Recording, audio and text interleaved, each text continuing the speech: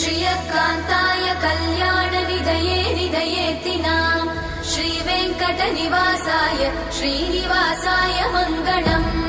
लक्ष्मी सविभ्रमालोकसुभ्रूविभ्रमचक्षुषे चक्षुषे सर्वलोकानां वेङ्कटेशाय मङ्गलम् श्रीवेङ्कटाद्रिशृङ्गाग्रमङ्गलाभरणाङ्ग्रये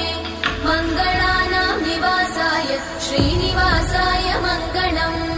सर्वावयव सौन्दर्य सम्पदा सर्वचेतसां सदा सम्मोहनायास्तु वेङ्कटेशाय मङ्गलम्